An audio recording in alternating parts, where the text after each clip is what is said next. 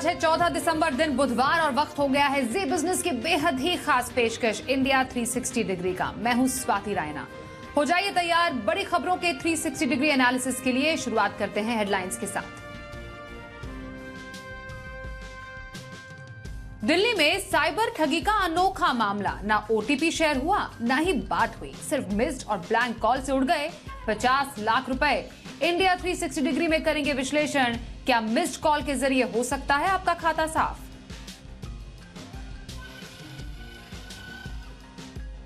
तवांग में चीन से झड़प के बाद एलएसी पर भारतीय वायुसेना कल से करेगी अभ्यास। पूर्वी कमांड 15 और 16 दिसंबर को करेगी एक्सरसाइज।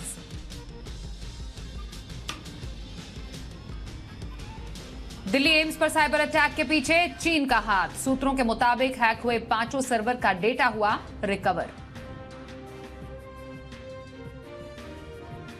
अच्छे ग्लोबल संकेतों के चलते बढ़त पर बंद हुए बाजार। निफ्टी 50 अंकों की बढ़त के साथ 18,650 के पार बंद। रियल्टी, मेटल, आईटी और पीएसयू शेयरों में अच्छी खरीदारी।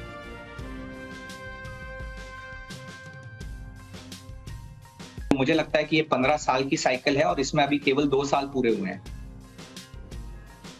मैक्रोटेक डेवलपर्स को प्रॉपर्टी मार्केट पर तगड़ा भरोसा। जी बिजनेस से खास बातचीत में कंपनी के एमडी एंड सीईओ अभिषेक लोढ़ा ने कहा, रियल एस्टेट पे 15 साल का बुल रन, अभी सिर्फ 2 साल ही हुए।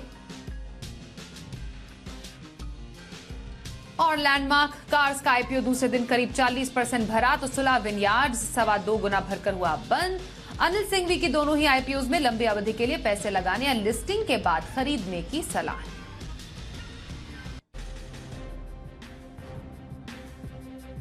आइए नजर डालते हैं दिन भर की कुछ और बड़ी खबरों पर।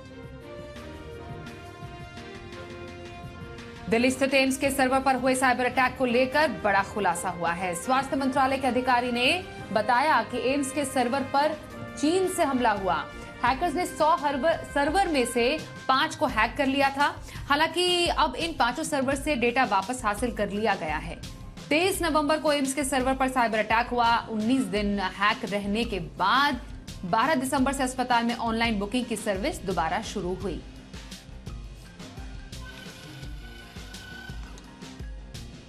भारी जीत के साथ गुजरात में वापसी करने के बाद बीजेपी अब आगे के मिशन पर जुट गई है। इसे लेकर बीजेपी संसदीय दल की आज अहम बैठक हुई। इस बैठक में गुजरात में ऐतिहासिक जीत दिलाने के लिए पीएम मोदी का जबरदस्त स्वागत किया गया। जब पीएम मोदी की बैठक में एंट्री हुई तो पार्लियामेंट्री बोर्ड के मेंबर्स ताली बजाकर उनका स्वागत करने लगे। पीएम मोदी ने गुजरात में मिली इस ऐतिहासिक जीत का श्रेय गुजरात बीजेपी के अध्यक्ष सीआर पाटिल को दिया। राहुल गांधी की भारत जोड़ो यात्रा में आज आरबीआई के पूर्व गवर्नर रघुराम राजन भी जुड़े। इस दौरान राहुल गांधी ने राजन के साथ लंबी चर्चा की। टी ब्रेक तक लगातार दोनों बातचीत करते हुए चल रहे थे। दोनों ने एक डॉक्यूमेंट्री के लिए आर्थिक मुद्दों पर अपनी राय रखी। रघुराम राजन को यूपीए के दूसरे कार्यकाल में रिजर्व बैंक ऑफ इंडिया का गवर्नर बनाया गया था। राहुल गांधी के साथ कदम से कदम मिलाते आरबीआई के पूर्व गवर्नर रघुराम राजन की तस्वीरें कांग्रेस ने अपने ट्विटर अकाउंट से भी शेयर की। आपको बताएं, रघुराम राजन मोदी सरकार की नीतियों के घोर आलोचक रहे हैं। शराबबंदी वाले बिहार में एक बार फिर से जहरीली शराब का कहर देखने को मिला है। छपरा जिले में जहरीली शराब पीने से 21 लोगों की मौत की खबर है। छपरा जिले के मसरख में ही 10 लोगों की मौत की खबर है। जहरीली शराब पीने से कई लोग बीमार भी हुए, जिनका अस्पतालों में इलाज चल रहा है। बताया जा रहा है कि कुछ लोगों ने आंखों की रोशनी कम होने की शिकायत की। पुलिस प्रशासन इस घटना पर कुछ भी बताने से इनकार कर रही है। घटना के बाद सोमवार की रात से ही सदर अस्पताल में पुलिस बल की तैनाती कर दी गई। खबर आने के बाद विपक्ष सरकार पर हमलावर हो गई। बिहार के छपरा जिले में जहरीली शराब से हुई मौत को लेकर राजनीति तेज हो गई है। बिहार विधानसभा में विपक्ष के नेता विजय कुमार सिन्हा ने जहरीली शराब से हुई मौतों का मुद्दा उठाया। इस दौरान मुख्यमंत्री नीतीश कुमार ने सदन में अपना आपा खो दिया। सीएम नीतीश कुमार ने कहा कि क्या हो गया तुम्हें, शराबबंदी के पक्ष में थे ना। सुप्रीम कोर्ट ने बिल्किस बानो की याचिका पर सुनवाई के लिए जल्द नई बेंच गठित करने से इंकार कर दिया है। बिल्किस बानो की ओर से पेश वकील ने प्रधान न्यायाधीश डीवाई चंद्रचूड़ और न्यायमूर्ति पीएस नरसिम्हा की पीठ से अनुरोध किया कि इस मामले पर सुनवाई के लिए एक अन्य पीठ का गठन किए जाने की आवश्यकता है।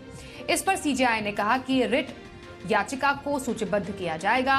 कृपया एक ही चीज का जिक्र बार बार मत कीजिए। गुजरात के गोधरा दंगों की पीड़ित बिल्किस बानो ने 11 दोषियों की रिहाई को सुप्रीम कोर्ट में चुनौती दी है।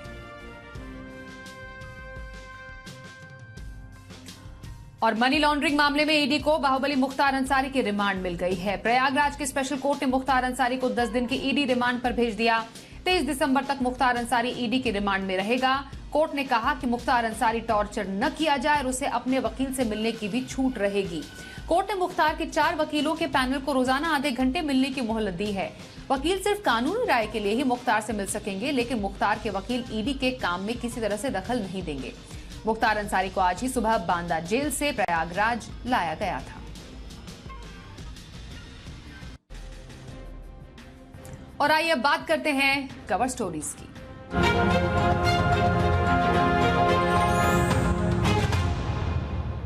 आपके फोन पर कई बार मिस्ड कॉल, ब्लैंक कॉल वगैरह आते होंगे, लेकिन क्या आपने कभी सोचा है कि इस मिस्ड कॉल से आपका खाता साफ हो सकता है? शायद नहीं सोचा होगा, लेकिन ऐसा हुआ है दिल्ली के एक शख्स के साथ। और उसका यह दावा है कि उसके पास कुछ मिस्ड कॉल आए और उसके खाते से 50 लाख रुपए उड़ गए। दिल्ली के एक सिक्योरिटी एजेंसी के निदेशक ने साइबर ठगी का यह अनोखा मामला दर्ज करवाया है। शख्स के मुताबिक कुछ दिन पहले उसे सुबह 7 बजे से पौने 9 बजे के बीच लगातार फोन पर मिस्ड कॉल्स और ब्लैंक कॉल्स आ रही थी।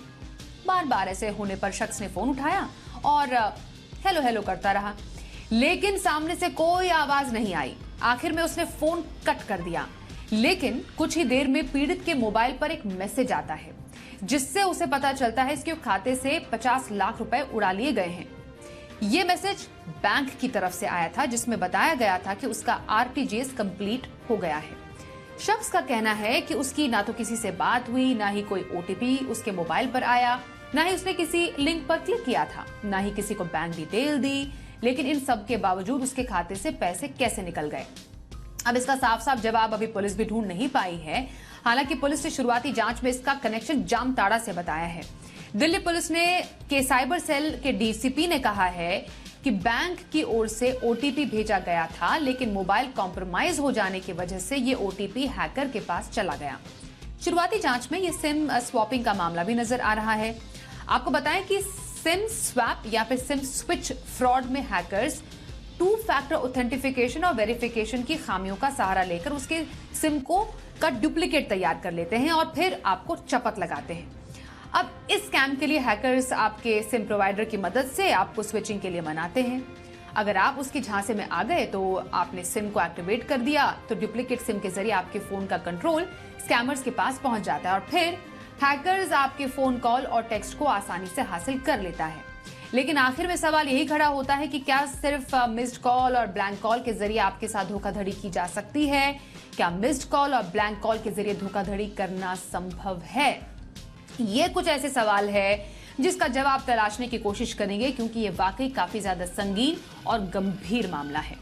और सवालों का जवाब देने के लिए और चर्चा में शामिल होने के लिए बेहद खास मेहमान हमारे साथ हैं। परिचय करा देते हैं साइबर एक्सपर्ट और महाराष्ट्र साइबर पुलिस डिपार्टमेंट की पूर्व सीएम फेलो दीपिका सिंह। दीपिका जी, स्वागत करते हैं आपका इस चर्चा में। प्राइमा फेसी अगर समझा जाए, ये जो मामला है कि इस शख्स के पास लगातार मिस्ड कॉल्स आते हैं, ब्लैंक कॉल्स आते हैं, ये फोन उठाते हैं, आगे से कोई जवाब नहीं देता। हम में से कई लोगों के साथ ऐसा होता है। कितने टेलीमार्केटिंग के कॉल्स हमारे पास दिन भर में आते रहते हैं और उसके बाद ये शख्स कहते हैं उनके खाते से 50 लाख रुपए उड़ जाते हैं।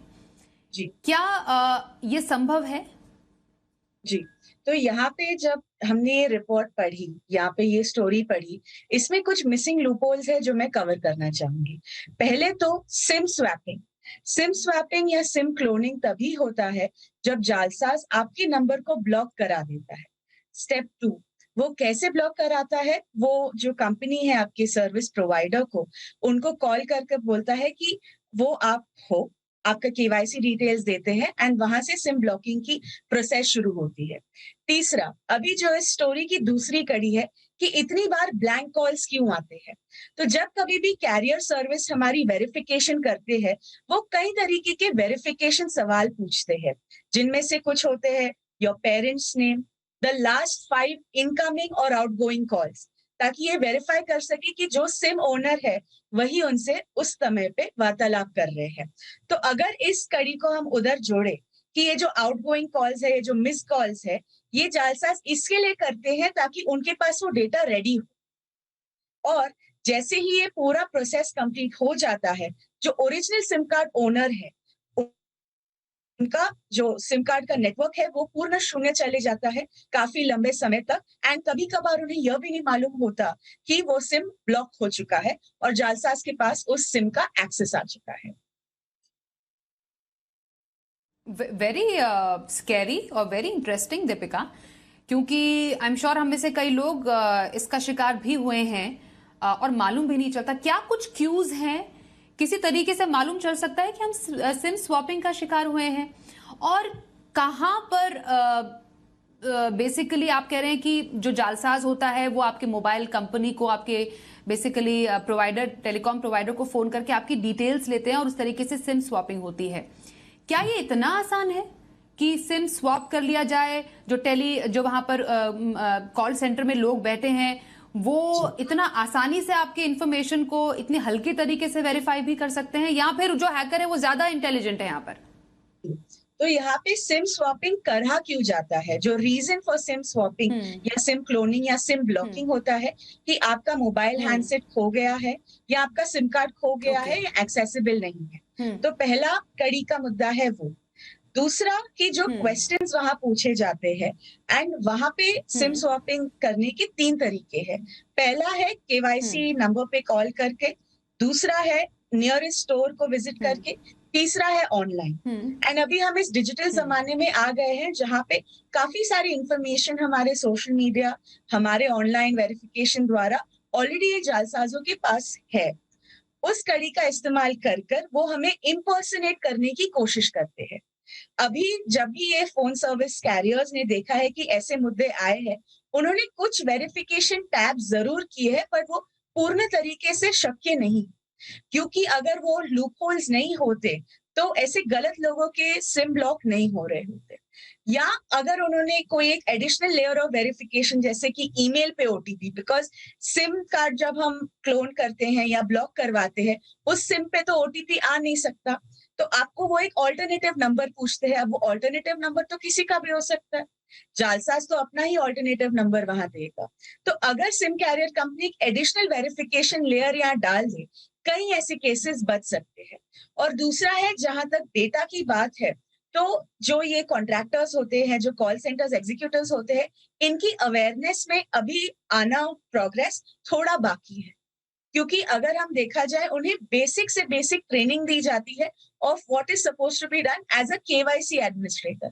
सिक्योरिटी के पॉइंट ऑफ व्यू से उन्हें कोई अभी तक ट्यूशन या अवेयरनेस ट्रेनिंग नहीं की गई है, जो कि उन्हें होनी चाहिए कि डेटा कैसे वेरीफाई करे। अगर कुछ भी शक हो उस समय ही वो रिपोर्ट कर दे कि इस नंबर को ब्लॉक किया जा रहा है, या फिर ओरिजिनल ओनर के जो FNF, फ्रेंड्स एंड फैमिली के है, बिकॉज आजकल सब फ्रेंड्स एंड फैमिली ग्रुप्स में लेते हैं, उन्हें कांटेक्ट करने की कोशिश की जाए ताकि यह घटना होने से बच सके। एक बात बताइए, सिम स्वैपिंग में क्या जो ओरिजिनल जिसका नंबर होता है या जिसका सिम होता है वो पूरी तरीके से क्या निष्क्रिय हो जाता है? और बेसिकली मानिए सिम स्वैप, हाँ ओके, सिम स्वैप अगर हो गया है तो बेसिकली जिसका नंबर है, जो ओनर है ओरिजिनल उस नंबर का, उसके पास किसी भी तरीके की कोई एक्टिविटी फोन पर नहीं होगी। मानिए उसके पास मैसेज नहीं आएंगे, नोटिफिकेशन नहीं आएंगे, शायद व्हाट्सएप मैसेज भी ना आए अगर मैं सही हूं तो क्या ये एक बहुत बड़ा सिग्नल हो सकता है किसी को समझने के लिए कि कुछ गड़बड़ है फोन में? क्योंकि अब तो ऐसा जमाना आ गया, हर एक मिनट में और या तो कम से कम आधे घंटे में 2-3 बार तो आपके व्हाट्सएप मैसेजेस या ईमेल्स के नोटिफिकेशन तो आते ही रहते हैं। तो अगर ऐसे कोई इंडिकेशंस किसी को मिल रहे हैं तो क्या यह संभव है कि सिम स्वैप हुआ हो? और अगर ऐसा हो जाता है तो सबसे पहला कदम किसी को क्या लेना चाहिए ये वेरीफाई करने के लिए? जी, तो पहला ये है कि अगर सिम ब्लॉक हुआ है तो जैसे हमने बोला, वो पूर्ण नंबर जीरो सर्विस पे चला जाता है। जो हमें 4 वर्टिकल लाइंस दिखती है वो कंप्लीटली जीरो हो जाती है कई लंबे समय तक। कभी कभार हम यह सोचते हैं कि शायद हम आउट ऑफ नेटवर्क हो, बट कभी भी हम आउट ऑफ नेटवर्क कई घंटों के लिए नहीं रह सकते। दूसरा, एसएमएस आना बंद हो जाएंगे जैसे आपने कहा। तीसरा, जो भी एप्स हमारे नंबर से लिंक है, ना कि social media apps but banking apps also, उनकी भी एक प्रक्रिया शुरू हो जाती है, बिकॉज इस पूरे डिजिटल ब्रह्मांड को हमने एक छोटे से सिम कार्ड से ही जोड़ा रखा है। वही सिम कार्ड अगर कोई आपसे ले ले तो आप इस डिजिटल ब्रह्मांड को किस एपिसेंटर से कनेक्ट करेंगे? तो यही हमें एक देखने की यहाँ पे संभावना है कि अगर ऐसी कोई घटना हो तो पहला चीज है कि जैसे ही आप आउट ऑफ सर्विस महसूस करें, आप अपने फोन कैरियर सर्विस प्रोवाइडर को फोन करें उनके कॉल सेंटर नंबर्स पे फ्रॉम द वेरीफाइड वेबसाइट।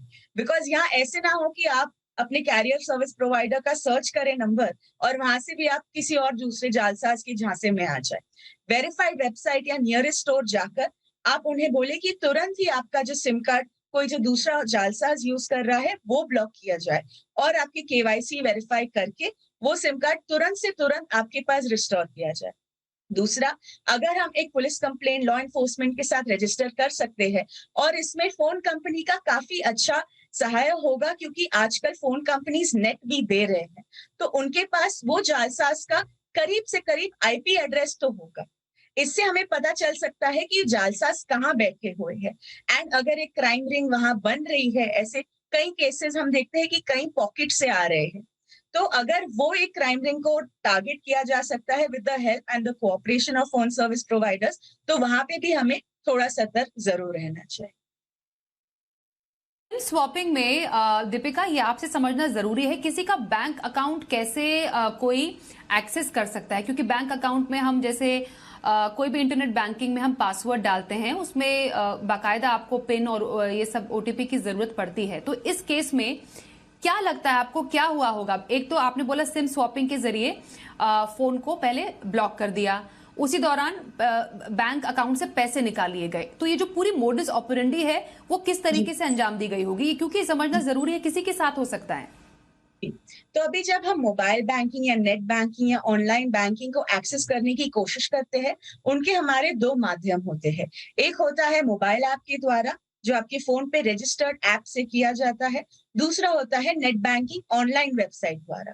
तो अभी मोबाइल ऐप पे इसके होने के चांसेस थोड़े कम है, क्योंकि जितने भी हमारे मॉडर्न बैंक्स के एप्स है जो अपडेटेड है टेक्नोलॉजिकली, वो डिवाइस बाइंडिंग मनी तकनीक का इस्तेमाल करते हैं, जो कि अगर वो ऐप आपकी एक डिवाइस पे है तो उसी दौरान दूसरे डिवाइस पे वो ऐप नहीं हो सकता है।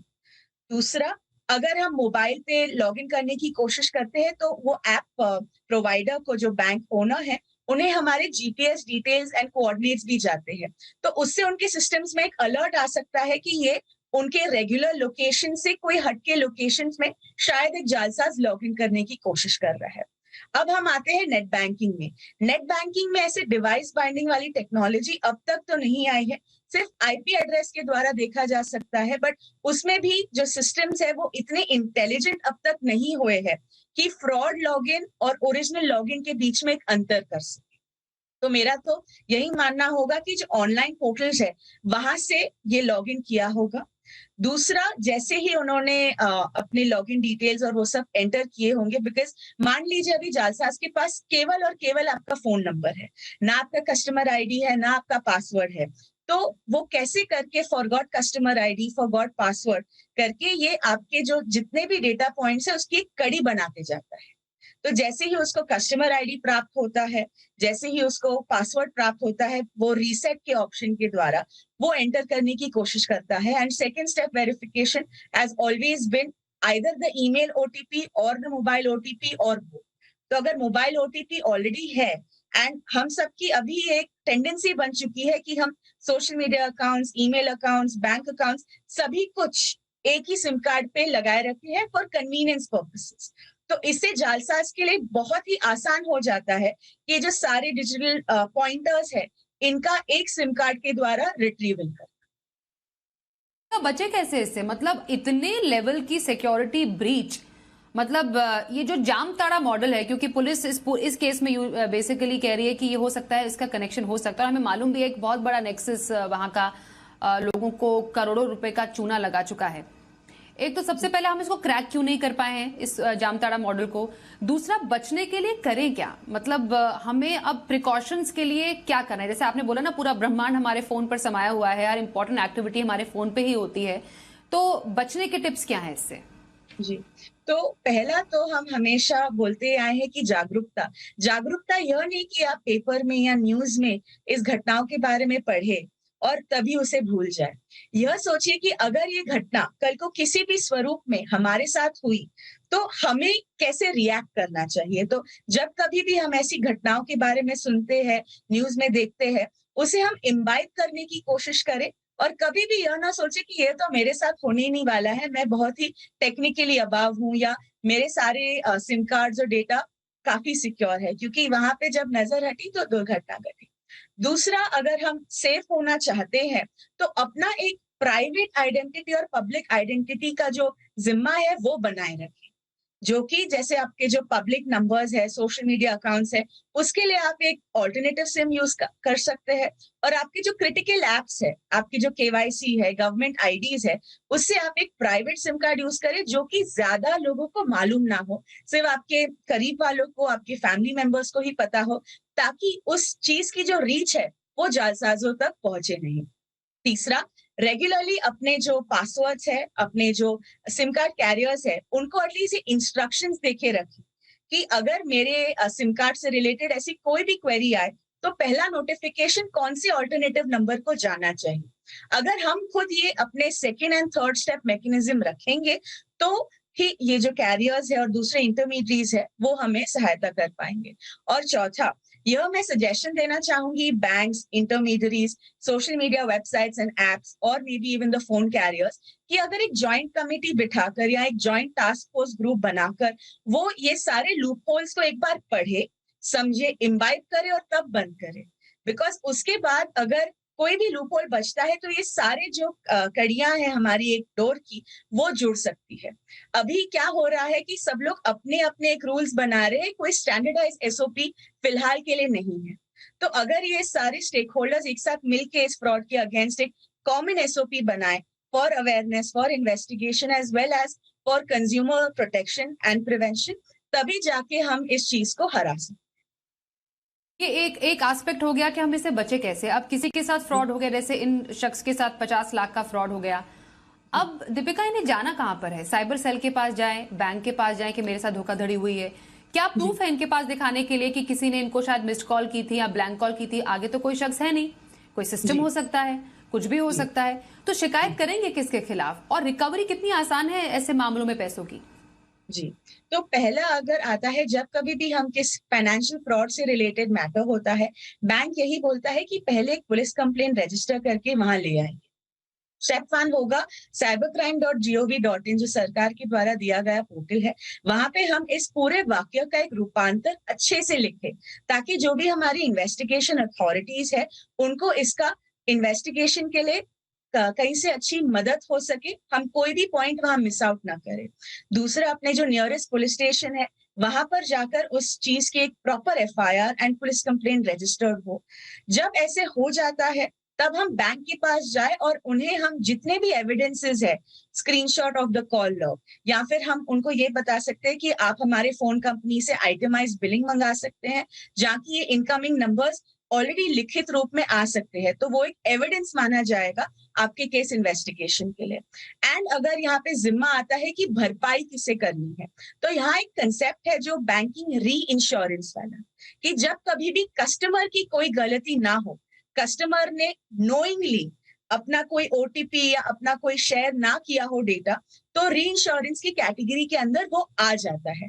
और यह गाइडलाइंस आरबीआई ने ऑलरेडी लॉन्च किया कि अगर 72 आवर्स के अंदर कस्टमर वो रिपोर्ट कर सके तो वहां पे कस्टमर्स के पैसे लौटाने आसान हो जाते हैं। तो अगर यह सब चीज और हम जितने भी गाइडलाइंस है बैंकिंग के, वो ये केस रजिस्ट्रेशन के दौरान अगर पढ़ ले तो स्वयं खुद जो कंज्यूमर है जिनके साथ फ्रॉड हुआ है वो जागरूक हो सके। बहुत धन्यवाद करेंगे दीपिका, आप हमारे साथ इस चर्चा में शामिल हुए। बहुत इंपॉर्टेंट आपने यहाँ पर फैक्टर्स को हाईलाइट किया कि बचना कैसे है, और अगर ऐसा आपके साथ हो जाता है तो आपको सबसे पहला स्टेप उठाना क्या है। आपकी कोई गलती नहीं है, फ्रॉड हुआ है तो डेफिनेटली आपके पैसे आएंगे वापस, लेकिन हाँ, समय सीमा का ध्यान रखिए, 72 आवर्स इज द टाइम। इसके भीतर आपको पुलिस कंप्लेंट करनी है और बैंक से भी संपर्क करना है। धन्यवाद दीपिका, एक बार फिर से आपका। आगे बढ़ते हैं। अरुणाचल प्रदेश के तवांग सेक्टर में भारत और चीन के बीच हुई झड़प के बाद मामला अभी शांत नहीं हुआ है। चीन की तरफ से इस घटना को लेकर लगातार दोहरा चरित्र देखने को मिल रहा है।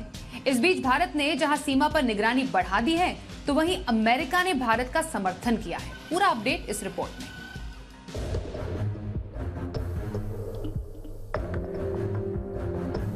अरुणाचल प्रदेश के तवांग में भारतीय और चीन के सैनिकों के बीच हुई झड़प के बाद भारतीय सेना पूरी तरह अलर्ट पर है। एलएसी समेत अरुणाचल प्रदेश के कई इलाकों में भारतीय वायुसेना कड़ी निगरानी कर रही है। क्षेत्र में होने वाली सभी गतिविधियों पर इंडियन एयरफोर्स की पूरी नजर है। किसी भी स्थिति से निपटने के लिए वायुसेना के लड़ाकू विमानों को तैयार किया जा रहा है। इसी बीच खबर यह आ रही है कि भारतीय वायुसेना की पूर्वी कमांड 15-16 दिसंबर को अभ्यास करेगी। इस एक्सरसाइज में असम और पश्चिम बंगाल के झाबुआ, तेजपुर, जोरहाट, हाशीमारा एयरबेस शामिल होंगे। सुखोई, रफाल जैसे फाइटर जेट्स के अलावा ट्रांसपोर्ट एयरक्राफ्ट और हेलीकॉप्टर भी हिस्सा लेंगे। भारतीय सैनिकों से सीमा पर मुंह की खाने के बाद तवांग झड़प पर चीन लगातार दोहरा चरित्र अपना रहा है। जहां कल तक चीनी सेना भारतीय सेना पर ही आरोप मढ़ रही थी, वहीं चीन आज अपील कर रहा है कि एलएसी पर शांति बनाए रखें। चीन का कहना है कि एलएसी पर भारतीय सैनिक शांति बनाए रखें और मिलकर काम करें। पहले तो घुसपैठ की कोशिश और अब चीन भारत को ही समझा रहा है कि भारत एलएसी पर शांति बनाए रखे और मिलकर काम करे। चीन का यह दोहरा चरित्र यूं ही नहीं है। चीन खुद की गलती भारत पर ढकेलना चाहता है ताकि कोई उस पर उंगली ना उठा सके। हालांकि पूरा इतिहास गवाह है और पूरी दुनिया को पता है कि चीन ही वो पहला देश है जो घुसपैठ की कोशिश करता है। एक तरफ चीन अलग अलग हथकंडे अपनाकर खुद को साफ दिखाने की कोशिश कर रहा है, तो वहीं दूसरी तरफ अमेरिका ने भी भारत का समर्थन किया है। यूएस की सुरक्षा एजेंसी पेंटागन ने कहा है कि वो एलएसी के हालात पर नजर बनाए हुए है। अमेरिका ने कहा कि चीन जो कुछ कर रहा है ये उसकी आक्रामक नीति को ही जाहिर करता है। We have seen the PRC continue to amass forces and build military infrastructure along the so-called LAC. It does reflect, though, and it's important to point out, the growing trend by the PRC to assert itself and to be provocative in areas directed towards U.S. allies and our partners in the Indo-Pacific. And we will continue to remain steadfast in our commitment to ensuring the security of our partners. And we fully support India's ongoing efforts to de-escalate this situation. बता दें कि अरुणाचल प्रदेश के Tawang sector में बीते शुक्रवार को भारत और चीनी सैनिकों के बीच हिंसक झड़प हुई थी। भारत के रक्षा मंत्री राजनाथ सिंह ने 13 दिसंबर को संसद में इसकी जानकारी दी थी। उन्होंने बताया था कि चीनी सैनिकों ने 9 दिसंबर को तवांग सेक्टर के यांगसे इलाके में वास्तविक नियंत्रण रेखा पर अतिक्रमण करने की कोशिश की, जिससे उन्होंने यथास्थिति को एक तरफा रूप से बदलने का प्रयास किया। रक्षा मंत्री राजनाथ सिंह ने बताया कि चीन के इस प्रयास का हमारी सेना ने पूरी मजबूती के साथ सामना किया। भारतीय सेना ने बहादुरी से चीनी सैनिकों को हमारे इलाके में अतिक्रमण करने से रोका और उनकी पोस्ट पर वापस जाने के लिए मजबूर कर दिया। ब्यूरो रिपोर्ट, जी मीडिया। देश की सबसे प्रतिष्ठित आईटी कंपनियों में से एक इंफोसिस 40 साल की हो गई है। इन 40 सालों के दौरान कंपनी ने न सिर्फ अपने निवेशकों को बम्पर रिटर्न दिया, बल्कि सफलता के नए झंडे भी गाड़े। इंफोसिस के 40 साल होने पर एक कार्यक्रम का आयोजन किया गया। इस कार्यक्रम के दौरान इंफोसिस के को फाउंडर नारायण मूर्ति ने कहा कि वो फाउंडर की अगली जनरेशन को मौका न देने को लेकर गलत थे। इंफोसिस की 40 साल की जर्नी पर देखिए हमारी ये रिपोर्ट।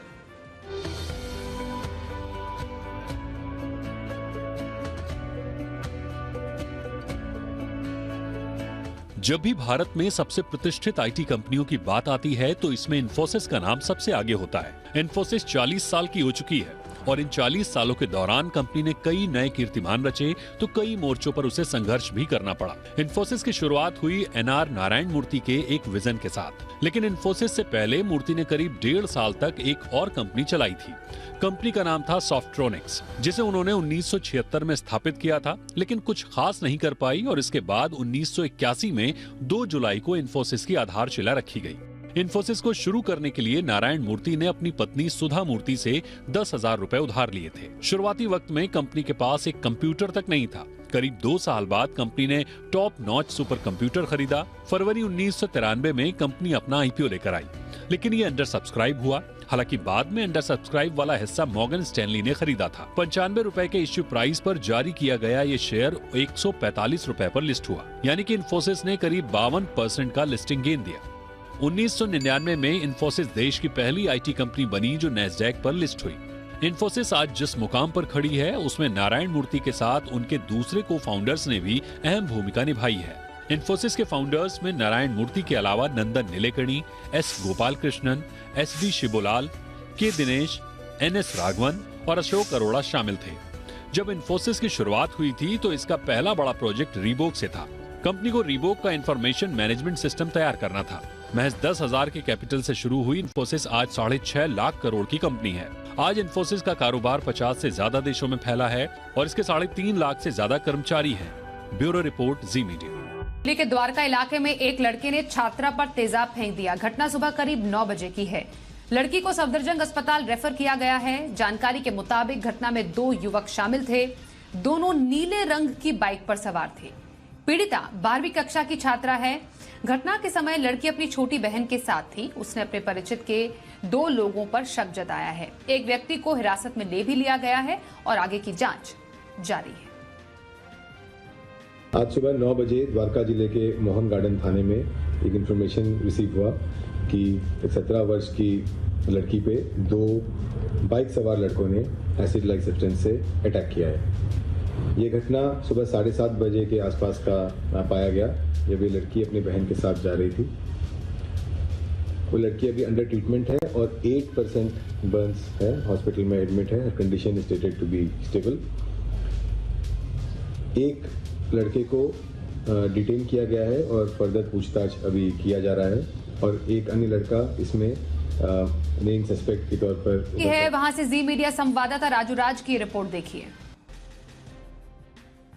दिल्ली के द्वारका मोड़ इलाके के मोहन गार्डन इलाके में आज सुबह लगभग 7:30 बजे करीब एक लड़की अपनी छोटी बहन के साथ स्कूल जा रही थी। ठीक उसी समय 2 लड़के बाइक सवार पर यहाँ पर पहुंचे। ठीक इसी जगह पर ये वर्मा चौक है और यहाँ पर 2 लड़के स्कूली छात्रा के बेहद करीब पहुंचे और छात्रा के ऊपर तेजाब फेंक दिया। और उसके बाद छात्रा की जो छोटी बहन थी, जिसकी उम्र 13 साल बताई जा रही है, उसने तुरंत अपने पिता को इस बात की सूचना दी। पुलिस मौके पर पहुंची। हालांकि पुलिस को जानकारी सुबह 9 बजे के करीब मिली। छात्रों को तुरंत सफदरजंग अस्पताल में भर्ती कराया गया।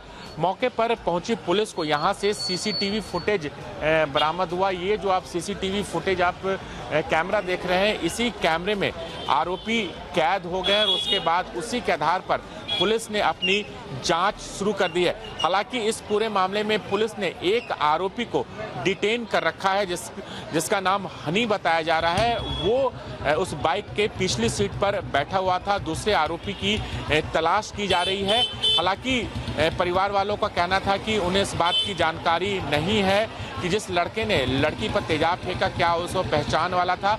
लेकिन जो सूत्रों के हवाले से जानकारी मिली थी कि लड़का और लड़की की पहचान थी। लड़का परेशान कर रहा था। इस बात का विरोध छात्रा ने किया, जिसके बाद आरोपी ने छात्रा के ऊपर तेजाब फेंक दिया।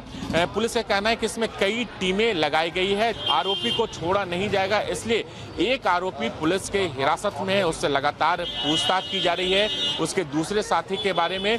हालांकि घटना के पीछे कहीं ना कहीं एक बड़ा सवाल ये खड़ा होता है कि राजधानी दिल्ली में जिस तरीके से तेजाब बिक रहे हैं, वो अपने आप में कई सवाल खड़े करते हैं। राजू राज, जी मीडिया, दिल्ली। अगर आप दिल्ली, मुंबई या फिर बेंगलुरु से फ्लाइट पकड़ने वाले हैं तो अलर्ट हो जाएं। आपको 3.5 या फिर 4 घंटे से पहले एयरपोर्ट पहुंचना होगा। एक तरफ हवाई यात्रियों की संख्या बढ़ी है तो दूसरी ओर एयरपोर्ट पर भारी मिसमैनेजमेंट है। सिक्योरिटी चेक के काउंटर भी जरूरत से कम है। फ्लाइट पकड़ने के लिए लोगों को घंटों कतारों में खड़ा होना पड़ रहा है। आखिर एयरपोर्ट पर इस मिसमैनेजमेंट की वजह क्या है, इस रिपोर्ट में समझते हैं। क्या आपने कभी मछली बाजार देखा है? नहीं देखा है तो दिल्ली के आईजीआई एयरपोर्ट पर आप इसे देख सकते हैं। दिल्ली ही नहीं, मुंबई, बेंगलुरु और चेन्नई एयरपोर्ट पर भी अचानक बढ़ी हवाई यात्रियों की तादाद ने एयरपोर्ट प्रशासन के हाथ पांव फुला दिए हैं। किसी की फ्लाइट छूट रही है तो कोई घंटों कतार में खड़ा पानी पी कर एयरपोर्ट एडमिनिस्ट्रेशन को कोस रहा है। आखिर इस बदइंतजामी के पीछे वजहें क्या हैं? क्या एयरपोर्ट संचालकों को अचानक हवाई यात्रियों की उमड़ी भीड़ का अंदाजा नहीं था, या इंफ्रास्ट्रक्चर की कमी हवाई यात्रियों को हैंडल करने में आड़े हाथों आ रही है, या फिर एयरपोर्ट संचालन करने वाली कंपनी की कोताही एयर पैसेंजर्स पर भारी पड़ रही है? प्री कोविड काल में भी दिल्ली के आईजीआई एयरपोर्ट के T1, T2 और T3 टर्मिनल से 1200 तक उड़ानें संचालित हो रही थीं। अभी भी उड़ानों की संख्या इतनी ही है तो फिर एयरपोर्ट पर सब्जी मंडी जैसा माहौल क्यों है? दरअसल पहले उड़ानें फुल कैपेसिटी के साथ नहीं थीं। अब सभी उड़ानों की ऑक्यूपेंसी 100% के करीब है। पहले देश भर में हवाई यात्रियों की संख्या रोजाना जहां 2.5 से 3 लाख के करीब थी, वो बढ़कर 4 लाख के आंकड़े को पार कर गई है। फिलहाल इन हालातों को समझने में चूक का जिम्मेदार कौन है? मौजूदा समय में करीब 3500 सीआईएसएफ कर्मी दिल्ली हवाई अड्डे पर तैनात हैं, जबकि जानकारों का कहना है कि यात्रियों की संख्या को देखते हुए ये स्ट्रेंथ 5200 के करीब होनी चाहिए। इस बद इंतजामी की दूसरी बड़ी वजह आईजीआई एयरपोर्ट के T1 टर्मिनल के विस्तार कार्य का चलना और T3 पर बोझ का बढ़ना है। हवाई यात्रियों की मौजूदा संख्या को देखते हुए T3 के 20 फ्रिस्किंग बूथ को बढ़ाकर 25 तक करना समय की मांग है। वहीं हालात बिगड़ने पर एक्सरे मशीनों की संख्या 14 से बढ़ाकर 17 की गई है, जबकि ये काम पहले ही हो जाने चाहिए थे। वहीं T3 टर्मिनल पर स्पेस की भी कमी देखने को मिल रही है। दुकानों और नए आउटलेट खुलने से कमर्शियल स्पेस बढ़ता जा रहा है और एयरपोर्ट ऑपरेशन के लिए जगह सीमित होती जा रही है। फिलहाल हालात से निपटने के लिए पैसेंजर के लिए एंट्री गेट की 14 की संख्या को बढ़ाकर 16 कर दिया गया है, ताकि लंबी कतारों को कम किया जा सके। दिल्ली एयरपोर्ट पर भीड़भाड़ को देखते हुए इंडिगो और एयर इंडिया ने अपने डोमेस्टिक पैसेंजर्स को फ्लाइट के टेक ऑफ के 3.5 से 4 घंटे पहले आने को कह दिया है। वहीं सरकार के एक्शन में आने के बाद सीआईएसएफ ने करीब 100 जवानों को जोड़ा है। लेकिन क्या ये तैयारी एयर ट्रैवलर्स की दिक्कत को दूर करने में काफी होगी? जाहिर है, एयर टिकट के अलावा user development fees, security fees, common user terminal equipment fees लेने के बावजूद अगर विमान यात्रियों को दिक्कतों का सामना करना पड़ रहा है तो ये वाकई चिंता की बात है। ब्यूरो रिपोर्ट, जी मीडिया। दिल्ली एयरपोर्ट पर ये दिक्कत कोई नई बात नहीं है, कई दिनों से है। हालांकि सरकार ने व्यवस्था को संभालने के लिए कुछ कदम उठाए हैं। इन एक्शन के बाद एयरपोर्ट पर कैसे हालात हैं, ये भी जान लेते हैं हमारे संवाददाता वरुण भसीन से। दिल्ली एयरपोर्ट के टर्मिनल 3 से आप यात्रा कर रहे हैं तो आपको अब 4 घंटे, लगभग 3.5 घंटे पहले आना होगा, चाहे आपकी डोमेस्टिक फ्लाइट ही क्यों ना है। ये एडवाइजरीज मोस्टली सभी एयरलाइंस ने जारी कर दी है। क्योंकि दिल्ली एयरपोर्ट पे इस वक्त बहुत ज़्यादा भीड़ है, वो कंजेशन नज़र आता है और लोग जो हैं वो लंबी लंबी कतारों में सिर्फ इंतज़ार करते रहते हैं अपनी उस यात्रा का, जो महज 2 घंटे की होती है, लेकिन आते हैं 4-4 घंटे तक इंतज़ार करते हैं और उस 2 घंटे की यात्रा को उसके बाद कर पाते हैं। और ये लगातार पिछले कुछ दिनों से दिल्ली के एयरपोर्ट पे इस तरह का कंजेशन देखने को मिला और उसके बाद से अब उठाए जा रहे हैं कुछ कदम। उन कदम के बारे में हम बताएंगे कि क्या वो नई चीज़ें हैं जो अब शुरुआत की गई है, और उस पूरे में आज आपको जो एंट्री गेट से लेकर लास्ट तक का जो पूरा प्रोसीजर होता है ना, जिसमें लगभग जो समय लोगों को लग रहा है वो 2-2 घंटे का लग रहा है, उसको भी समझाऊंगा। लेकिन अब सबसे पहले और सबसे नई जो चीज़ें हैं वो ये हैं कि लोगों को तैयार रखा जा रहा है। लोग जब एंट्री के लिए जा रहे हैं तो उन्हें सबसे पहले कहा जा रहा है कि आपका बोर्डिंग पास और आईडी आप अपने हाथ में रखिए, क्योंकि बहुत से ऐसे लोग होते हैं, अगर फ़ोन में भी आपका बोर्डिंग पास है तो वो गेट पर जाकर उसको खोलते हैं, दिखाते हैं, जिसमें एक समय वेस्ट होता है। तो उसको लेकर अब सबसे पहले तो ये बोर्ड्स लग गए हैं। ये नॉर्मल बात है, ये लोगों को पहले से पता होनी चाहिए, अगर वो भी चाहते हैं कि वो कंजेशन ना करें, खुद कंजेशन का हिस्सा ना बने। और उसके साथ साथ इस वक्त मैं आपको दिखाऊंगा कि एक और नई चीज, एक डिस्प्ले टाइम लगा है। यहाँ पर टोटल 16 गेट कर दिए गए हैं, पहले 14 गेट थे। जो इस वक्त गेट्स, नंबर ऑफ गेट्स जो बढ़ाए गए हैं वो उसके बाद हुआ कदम, क्योंकि वो कंजेशन बढ़ता जा रहा था। Minister of civil aviation Jyotiraditya Scindia यहाँ आते हैं, 2 बार विजिट की, उसके बाद बहुत से ऐसे कदम उठाए गए हैं, उन सभी कदम के बारे में बताऊंगा। लेकिन उसमें जो सबसे पहला जो स्टेप लिया गया है इस वक्त बचने के लिए, वो इस गेट पर आपको लगी हुई ये स्क्रीन नजर आ जाएगी। इस स्क्रीन पर अब रियल टाइम वो बताया जाता है कि आपको इस गेट पर एंट्री करने के लिए कितना टाइम लगने वाला है। सबसे पहले तो डिजी यात्रा है, उसको आप के आइए। दूसरी जो इस वक्त सबसे बड़ी चीज़ है कि अपने जो बोर्डिंग पास और आईडी हैं उनको आप समय पर रखिए। यहाँ पर अथॉरिटीज़ की तरफ से एक्सरे मशीन्स नहीं लगा दी गई हैं, वो जिससे कि जल्द से जल्द आप जा पाएँ। और अभी इस वक्त जो भीड़ का टाइम है वो है ही, तो एयरलाइंस यदि बुला रही हैं तो लोगों को थोड़ा सा शायद इसमें और फुर्ती दिखानी होगी, और फुर्ती दिखाने का जो समय है अगले 20 दिन 25 दिन तक, जो कि एक पीक टाइम है, वो मिनिस्ट्री के लिए, अथॉरिटीज़ के लिए, सबके लिए है, जिससे कि वो फ्लोलेस एक जो आप देखिए एयरपोर्ट पे जो काम है, यानी कि वो यात्रियों का सफ़र है, वो आसान हो पाए, क्योंकि यात्रीगणों को ध्यान तो देना ही है, लेकिन साथ में अथॉरिटीज़ गण भी कृपया ध्यान दें। वरुण भसीन, जी मीडिया। फेड के फैसले से पहले बाजार आज कुछ सतर्क नजर आया। हालांकि लगातार दूसरे दिन हमने देखा बैंक निफ्टी रिकॉर्ड हाई पर बंद हुआ, लेकिन सेंसेक्स और निफ्टी आज सीमित दायरे में कारोबार करते नजर आए। एफएमसीजी को छोड़ दिया जाए तो सभी सेक्टर इंडेक्स में आज बढ़त दिखी। आईटी, मेटल और रियल्टी शेयरों में तेजी रही, जबकि कंज्यूमर गुड्स, पावर शेयरों में खरीदारी थी। और कारोबार के अंत में सेंसेक्स 145 अंकों की बढ़त के साथ 62,678 के स्तर पर बंद हुआ। निफ्टी 52 अंक चढ़कर 18,660 के लेवल पर बंद होने में कामयाब रहा। बाजार का और एक्शन समझते हैं डिटेल में अरमान नहार से। अरमान, बाजार में तेजी का मूड आज देखने को मिला, कहां पर सबसे ज्यादा एक्शन था आज? देखिए, आज बाजार में अगर आप देखेंगे जो शुरुआती तेजी आपको आते हुए दिखी, बाद में आपको थोड़ी वहां पर गिरावट आती हुई दिखी। ओवरऑल मार्केट फिर भी पॉजिटिव बंद होते देखिए। हालांकि अगर मिड कैप या स्मॉल कैप की बात करें तो इंडेक्स लेवल पर तो इतना मूवमेंट नहीं दिखा, पर कई सारे स्टॉक्स में आपको बढ़िया मूवमेंट देखने को मिला। अगर टॉप निफ्टी गेनर्स की अगर सूची देखी जाए तो उसमें आपको नाम दिखेंगे हिंडाल्को, ओएनजीसी, टेक महिंद्रा और टाटा स्टील जैसे स्टॉक दिखेंगे जो टॉप निफ्टी गेनर्स की सूची में रहे। उसके अलावा अगर लूजर्स की सूची देखी जाए तो उसमें आपको नेस्ले, आईसीआईसीआई बैंक, भारतीय एयरटेल और एशियन पेंट जैसे स्टॉक दिखेंगे जहां पे आपको गिरावट आती हुई दिखी। अब कौन से स्टॉक्स रहे फोकस में, जैसे कि अगर बैंक्स, जो पीएसयू बैंक्स है वो तो लगातार आपको गेंस दिखाई रहे। यूको बैंक में बढ़िया तेजी आती हुई दिखी। वोडाफोन आइडिया में भी 10% का बड़ा उछाल आता हुआ देखा। PNB housing finance, Hg infra और कोलगेट की अगर बात करें तो वहां पर आपको गिरावट आती हुई दिखी, लगभग 4.5% के आसपास की। इंटरेस्टिंगली इंश्योरेंस स्पेस की अगर आप बात करेंगे, जहां पे जनरल इंश्योरेंस या न्यू इंडिया इंश्योरेंस दोनों में बढ़िया तेजी आती हुई दिखी, लगभग 10 से 9% के आसपास की बढ़िया तेजी वहां पे आपको आती हुई दिखी। अब उसके अलावा अगर टॉप गेनर्स देखे जाएं तो सूची में आपको नाम दिखेंगे फिनोलेक्स इंडस्ट्रीज, सोना बीएलडब्ल्यू और आरबीएल बैंक जैसे स्टॉक दिखेंगे, जहां पे आपको लगभग 6 से 7% के आसपास की तेजी आती हुई दिखी।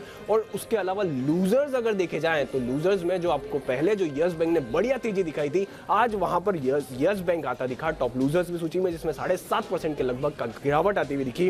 वहीं पेज और फैक्ट भी लगभग अगर आप देखेंगे वहां पर भी लगभग 3% के आसपास की गिरावट आती हुई दिखी। ओवरऑल अगर देखा जाए तो मार्केट स्टार्टिंग में तो बढ़िया तेजी दिखाई, पर बाद में थोड़ी गिरावट आती हुई दिखी। ओवरऑल मार्केट पॉजिटिव बंद हुए, पर स्मॉल कैप या मिड कैप के स्टॉक्स में बढ़िया तेजी आपको देखने को मिली। ओके, तो बाजार पर स्ट्रैटेजी रखनी क्या है आपको? कल हमारे साथ खास मेहमान जुड़ चुके हैं, सिटी फिनमार्ट के मैनेजिंग डायरेक्टर विकास सेठी। विकास जी, स्वागत करते हैं आपका। तो बाजार में एक तेजी का मोमेंटम तो कायम है, पर कल का दिन बाजार के लिए कौन से फैक्टर्स के लिहाज से इंपॉर्टेंट होगा और कहां नजर रखी जाए? अरे बिल्कुल स्वाति, देखिए आज के बाजार एक बिल्कुल दायरे में बाजार था। सुबह हम थोड़े तेज खुले, बाकी उसके बाद फिर रेंज बाउंड से बाजार थे और दिन भर एक दायरे के साथ बाजार काम करते हुए अल्टीमेटली हम 60 पॉइंट निफ्टी पे ऊपर बंद होने में कामयाब हुए। और ये जो आज की तेजी थी, मेनली इसको लीड किया मेटल सेक्टर और आईटी सेक्टर ने। वहां से हमने अच्छे तेजी देखी, जो पिछले कुछ दिनों से परफॉर्म नहीं कर रहे थे वो सेक्टर्स ने अच्छा किया। बाकी आज मुझे लगता है जिस तरह से अब पूरी दुनिया को इंतजार है फेड की मीटिंग का आउटकम का, अगर वो जो फेड की मीटिंग का आउटकम, जैसे इंटरेस्ट रेट जो हाइक करते हैं 50 बेसिस पॉइंट ही आती है और कमेंट्री भी अगर पॉजिटिव रहती है, तो कल फिर एक अच्छी तेजी बननी चाहिए पूरे दुनिया भर के बाजारों में। तो ऑल कीपिंग फिंगर्स क्रॉस, और मुझे लगता है ओवरऑल बाजार पे मैं बुलिश हूँ। भारतीय बाजार के सेंटिमेंट्स पॉजिटिव हैं और ये फेड का एक बार इवेंट खत्म हो जाएगा, उसके बाद मुझे लगता है बाजार वापस से एक तेजी के माहौल में रहेगा। Okay sir, Vikas ji thank you so much बाजार पर स्ट्रैटेजी और राय देने के लिए आपका। आइए अब आगे बढ़ते हैं और बेहद ही खास बातचीत अब हम करने वाले हैं। म्यूचुअल फंड निवेश और बाजार की चाल को समझाने के लिए हमारे साथ बेहद ही खास मेहमान अब जुड़ चुके हैं। स्वागत करते हैं कोटक म्यूचुअल फंड के MD and CEO Nilesh Shah का। नीलेश जी, बहुत स्वागत है आपका जी बिजनेस पर। समझना आपसे जरूरी है सर कि बीते 2 साल तो बाजार के लिए ठीक रहे हैं, लेकिन अब आगे क्या? जो नया साल है 2023, उसमें कमाई होगी, उम्मीद करनी चाहिए या नहीं करें उम्मीद? डेफिनेटली 2023 के लिए आपको रिटर्न एक्सपेक्टेशन मॉडरेट करना पड़ेगा, नीचा करना पड़ेगा। 2020 में भारतीय मार्केट बहुत सस्ते हो गए थे गोरों की बिकवाली की वजह से। उस बेस पे पैसा बनाना बहुत इजी था, बट अब हमारी मार्केट अपने हिस्टोरिकल एवरेज से प्रीमियम पे ट्रेड हो रही है। अब हम सूर्य कुमार यादव की तरह है, एक्सपेक्टेशंस लोगों की बहुत बन गई है। हमें उस एक्सपेक्टेशंस के ऊपर डिलीवर करना पड़ेगा। अगर डिलीवर करेंगे तब रिटर्न बनेगा। सो मेरे हिसाब से 2023 का साल 2022 की तरह होगा, जहाँ पे इक्विटी म्यूचुअल फंड और डेट म्यूचुअल फंड के रिटर्न में बहुत फ़र्क नहीं होगा। अगर आप इक्विटी में निवेश कर रहे हैं तो 1 साल की अवधि के लिए मत निवेश करिए, कम से कम 5 साल का व्यू लेके निवेश करिए। तो थोड़ा सा लॉन्ग टर्म व्यू लेने की सलाह नीलेश जी आप दे रहे हैं। समझना चाहेंगे कैपेक्स रिवाइवल का फायदा होगा, लेकिन कौन कौन से सेक्टर्स हैं जहां पर इस रिवाइवल का सबसे ज्यादा इंपैक्ट हम देख पाएंगे? एक जब आप सेक्टरली कॉल ले तो कोशिश हमेशा यही करिए कि आप अच्छे मैनेजमेंट के साथ निवेश करें। भारत की ग्रोथ स्टोरी एक राइजिंग टाइड है, वो सारी नाव को ऊपर कर देगी, बट जिस नाव में छेद है, जिस नाव का नाविक ही खराब है, वो तो नैया को आज नहीं तो कल डुबा देगा। सेक्टर के साथ साथ अच्छे मैनेजमेंट में निवेश करना बहुत ज़रूरी है। कुछ सेक्टर्स जहाँ पे हमें लगता है अपॉर्चुनिटीज़ बहुत अच्छी है, एक है मैन्युफैक्चरिंग सेक्टर। आज हम देख रहे हैं कि चाइना +1 और यूरोप +1 की वजह से ग्लोबल सप्लाई चेन भारत में मैन्युफैक्चरिंग कैपेसिटी डाल रही है। भारत सरकार भी PLI स्कीम के तहत मैन्युफैक्चरिंग क्षेत्र को बढ़ावा दे रही है। डोमेस्टिक इकोनॉमी का ग्रोथ अच्छा है। सारी चीज़ें मिला के जो कंपनी कॉम्पिटिटिव मैन्युफैक्चरर है उसे यहाँ इस मार्केट में आउट परफॉर्मेंस मिलना चाहिए। दूसरा क्षेत्र जो हमें अच्छा लगता है वो कंजम्पशन का है। कंजम्पशन 2021-22 में थोड़ा सबड्यूड रहा था, 2022-23 में धीरे धीरे वो रिकवर हो जाएगा ऐसा हमें लगता है। तो कंजम्पशन रिलेटेड क्षेत्र में गिनी चुनी निवेश कर सकते हैं। तो मैन्युफैक्चरिंग कंजम्पशन कुछ ऐसे क्षेत्र है जिनको आपने आइडेंटिफाई किया है जहां पर मौके नए साल में बनते हुए नजर आ रहे हैं, पर रिस्क क्या सर, जोखिम कहां पर है और किन चीजों का ध्यान अभी निवेशकों को रखना है? कुछ जियो ग्लोबल फैक्टर से जो हमें रिस्क खड़ा कर सकते हैं, एक रशिया यूक्रेन सिचुएशन है, दूसरी geopolitical factor such as China Taiwan आ सकते हैं। दूसरा जो हमारे लिए राहु और केतु है हमारी कुंडली का, वो है ऑयल के दाम। ओपेक कार्टेलाइजेशन की वजह से या जियोपॉलिटिकल रिस्क की वजह से अगर ऑयल के दाम वापस 3 डिजिट में हो गए तो हमारी इकोनॉमी और मार्केट दोनों को इम्पैक्ट करेंगे। तीसरा फैक्टर है यूएस ब्याज की दरें कहाँ पे लेके जाता है। अगर यूएस की ब्याज की दरें बढ़ती ही रहे तो हमारी मार्केट के ऊपर उसका इम्पैक्ट आना स्वाभाविक है।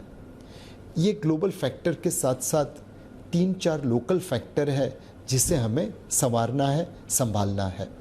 पहला है ट्रेड डेफिसिट। हम तकरीबन $100 बिलियन से ज़्यादा ट्रेड डेफिसिट चला रहे हैं। दैट मीन्स हमारी इंपोर्ट्स ज़्यादा है, एक्सपोर्ट्स कम है। कैसे हम इस ट्रेड डेफिसिट को कम कर पाएँ, वह हमारी मार्केट और इकोनॉमी दोनों को सही रखेगा। दूसरा है महंगाई का।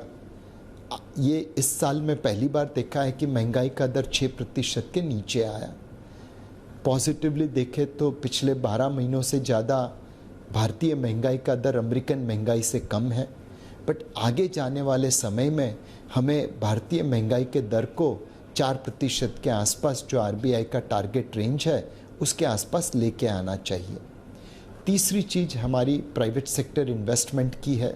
प्राइवेट सेक्टर इन्वेस्टमेंट बैकफुट पे खेल रहा था पिछले कुछ सालों से, अब उन्हें हमें फ्रंट फुट पे लेके आना है। अगर हमारी महंगाई काबू में रहे, प्राइवेट इन्वेस्टमेंट रिवाइव हो जाए और ट्रेड डेफिसिट कंट्रोल में आ जाए तो हमारी इकोनॉमी और मार्केट दोनों ही अच्छा करेंगे। नीलेश जी, आखिरी सवाल आपसे होगा कि नए साल के स्वागत के बाद हमारे सामने एक बहुत बड़ा इवेंट होगा, वो है बजट 2023। अब सरकार के सामने क्या चुनौतियां हैं, क्या प्रयास करें जिससे कि इंडिविजुअल का निवेश बढ़े और साथ ही साथ इंडस्ट्री का भी निवेश बढ़े? एक सरकार ने ईज ऑफ डूइंग इन्वेस्टमेंट के ऊपर ध्यान देना चाहिए। जनधन योजना के तहत हर भारतीय के पास बैंक अकाउंट खुल गया। जन निवेश के जरिए क्या हम भारतीय को एक SIP दे सकते हैं? आज अगर आप सोना चांदी खरीदने जाओ तो बाज़ार में बहुत आसानी से खरीद सकते हैं। फाइनेंशियल इंस्ट्रूमेंट्स खरीदने जाओ तो उतनी आसानी से नहीं होता। सो हमारी कोशिश यही रखनी चाहिए कि हम इतना आसान फाइनेंशियल इन्वेस्टमेंट कर दे और इतना लोगों को एम्पावर और एजुकेट कर दे जन निवेश के जरिए कि हर भारतीय के पास एक SIP हो जाए।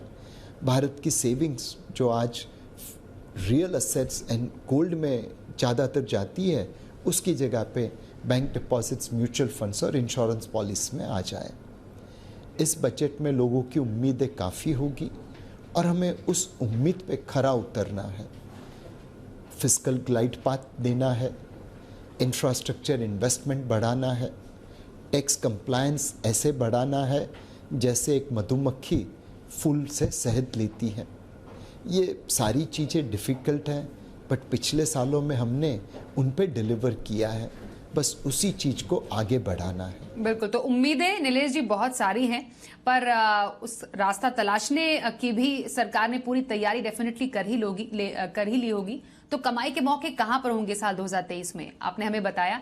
धन्यवाद करेंगे सर आपका जी बिजनेस में इस चर्चा में शामिल होने के लिए। हमारे साथ थे कोटक म्यूचुअल फंड के MD and CEO Nilesh Shah, जिन्होंने आने वाले साल में कमाई के मौके कहां हो सकते हैं, क्या चुनौतियां हैं, कहां पर फोकस करने की जरूरत है, उस पर हमसे की खास चर्चा। और इसी के साथ इंडिया 360 डिग्री में आज के लिए बस इतना ही। वक्त एक ब्रेक का है, देखते रहिए जी बिजनेस।